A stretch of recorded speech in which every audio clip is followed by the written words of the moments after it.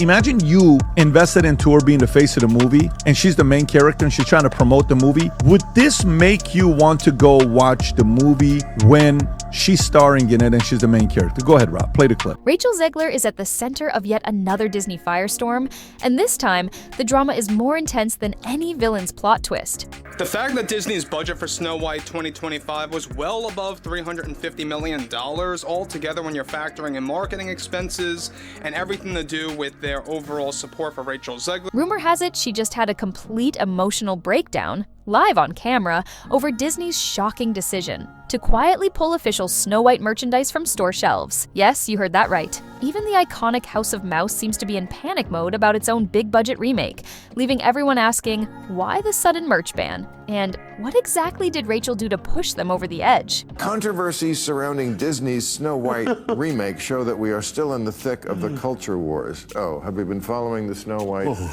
Actually, the first time hearing of this. Buckle up, because this may be the wildest Snow White saga since the original animated classic, and that was back in 1937. The meltdown reportedly took place during a small virtual gathering of the film's cast and select production staff, an event that was supposed to celebrate the film's release. Instead, the mood shifted the moment rumors started swirling that Disney might be yanking Snow White dolls, t-shirts, lunchboxes, and other tie-in items from major retailers. I think this is also, this movie, her reaction, the way they did all of it, I think this is part of the undoing of that era. Allegedly, the cause is the skyrocketing wave of negativity that's hit this reboot like a wrecking ball. People both inside and outside the Disney sphere have been analyzing everything from behind-the-scenes fiascos to disastrous press interviews. And at the heart of it all stands Rachel Zegler, the star who many fans blame for the film's flop, and for perhaps the largest wave of backlash Disney has seen in recent memory.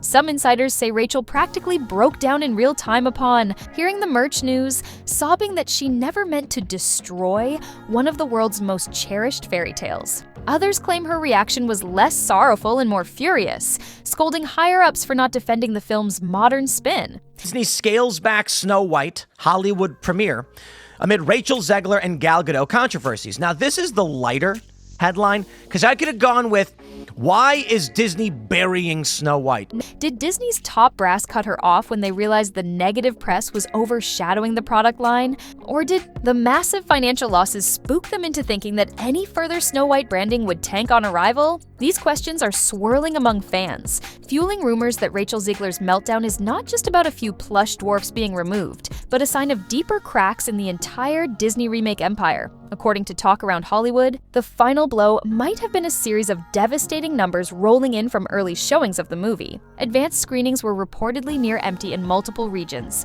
with critics calling the film a jumbled mess and audiences complaining of a total disregard for the original story's charm. Many who watched the new Snow White say it feels haphazard, as if the producers used random puzzle pieces that never fit together.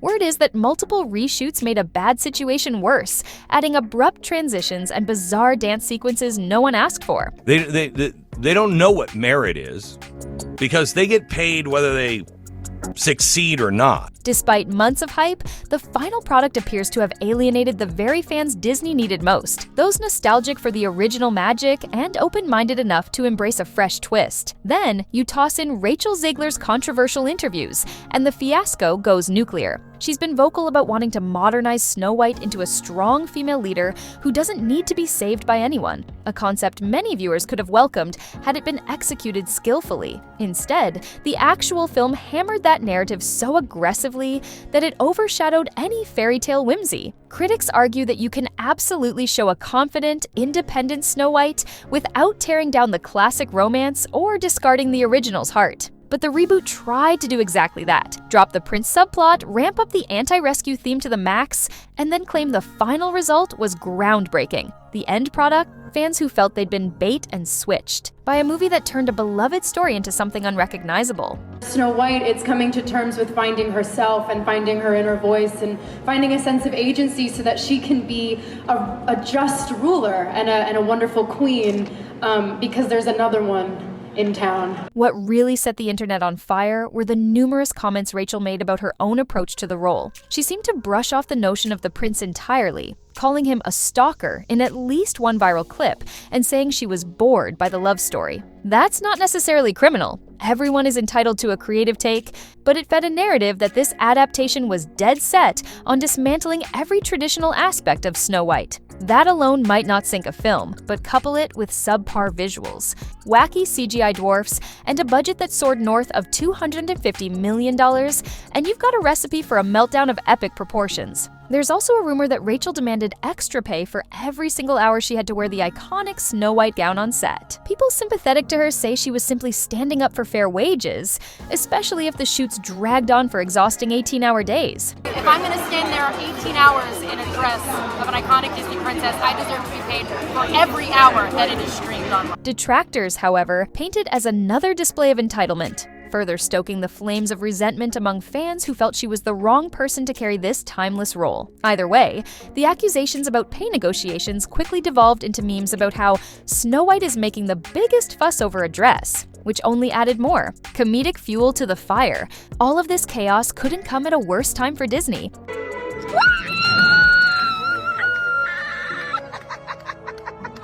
Reports indicate the company spent astronomical sums not just on principal photography, but also on repeated reshoots, marketing pushes, tie-in merchandise, and a wave of promotional appearances meant to sell the film. The final budget soared so high that analysts speculate it would have needed a global box office rally akin to Avengers-level ticket sales just to break even. Instead, the film looks poised to become the biggest flop in Disney's storied history of live-action remakes, a category that's produced hits and misses, but never a meltdown quite like this. And to everyone who hates when I win, the winged victory came to the Louvre in pieces, and people still line up to see her. And I can only hope that despite my flaws, and despite my cracks and my breaks, and there are many of them, She's a good actress. that at every premiere and everything I do, people will wait in line to see. The ego on this girl is ridiculous. Wow. Behind closed doors, executives like Bob Iger are allegedly in damage control. On the one hand, Iger has publicly stated that Disney's main mission is to entertain, not lecture the audience, which many interpret as a veiled admission that certain recent projects, Snow White included, have veered too far into preachy territory. On the other hand, it's tough to spin positivity when the numbers show empty theaters and an avalanche of scathing reviews. Some Disney loyalists say the negativity is overblown, pointing to what they call review bombing from internet trolls. Yet even among hardcore Disney fans, you'll find people admitting the film is visually inconsistent, tonally jarring, and lacking that signature fairy tale enchantment. This tension between unapologetically progressive retelling and protecting the classic spirit seems to have reached a boiling point with Snow White. Instead of forging a new path in a respectful, creative way, the film allegedly tossed out everything that made the 1937 original a lasting masterpiece. The dwarfs, mostly replaced or rendered in some weird CGI afterthought that fails to capture the comedic warmth or relatable struggles of the original 7. You're replacing jobs that people could have as little people. Okay. Snow White and the 7 dwarfs, it's 4 dwarfs. The love story all but nuked, because apparently romantic desire might threaten the film's modern stance. Fans of the classic might have accepted some changes, but not an entire rebuild that forgets the heart of what made Snow White an icon. So, how does that tie into this merch ban? Insiders claim that store managers and Disney's licensing partners took one look at the lukewarm, at best, opening weekend and realized they'd be stuck with shelves of unsold Snow White merchandise. The original plan was to flood the market with new dolls, brand new costume designs, and all sorts of cross-promotional goodies. However, negative buzz appeared so potent that many of these items never saw a full launch. Some lines were reportedly canceled mid-production. Others were shipped to stores but instantly discounted. Now talk is swirling that Disney decided it was cheaper to pull these items all together than to let them linger as a public reminder of the film's failure. Nobody wants to walk past dusty, discounted Snow White figurines that can't even move off the shelf. This is presumably where Rachel's alleged breakdown enters the story. But it's hard. And it's lonely. It's very lonely. I just know that if that loneliness can exist, so can other things, and I will be okay. After all, it's one thing for a movie to underperform, it's another to see the brand's own merchandise yanked from view. That signals a huge lack of confidence from Disney executives. Some say Rachel felt blindsided, claiming Disney never warned her they might sabotage their own product line if sales tanked. Supposedly, she vented that they should stand behind the movie's bold new direction instead of folding under public pressure. But from Disney's perspective, sinking more money into a brand that's become a magnet for controversy and that might never recoup its cost makes little sense. Meanwhile, fans have erupted on social media. One camp is defending Rachel, praising her for being outspoken, for wanting a new brand of princess narrative, for demanding fair compensation, or for calling out old-fashioned story tropes. Another camp sees her as a cautionary tale of letting an actor overshadow the iconic role they're hired to play. They argue she should have approached interviews more tactfully, especially given how beloved and delicate the source material is.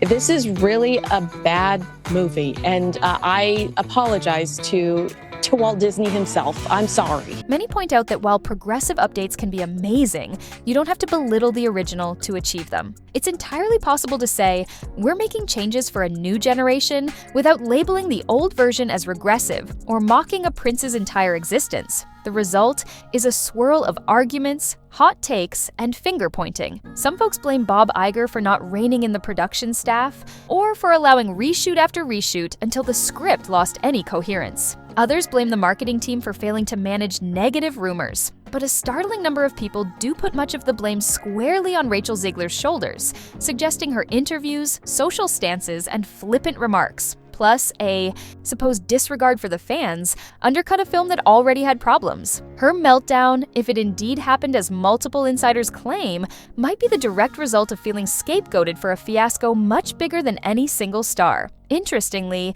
many critics say if Rachel had simply played the role with sincerity and let the movie speak for itself, Snow White 2025 might have flopped anyway, but perhaps not so spectacularly. The massive wave of negativity that predated the film's release, they argue, was fueled in large part by her repeated comments, some of which came off as insulting to longtime Disney lovers. It's one thing to modernize a character, they note, but entirely another to publicly trash the beloved aspects that drew audiences in to begin with. There's a big focus on her love story with a guy who literally stalks her. Yeah. Weird. By the time the film hit theaters, a sizable chunk of the public had already decided they wanted no part of it. Financial analysts now predict that it won't just fail to break even, it could lose hundreds of millions of dollars, a staggering amount even for Disney. That means all the cross-promotions and merchandising deals that typically prop up a new release, from official Snow White Halloween costumes to collector's edition Blu-rays, are basically pointless.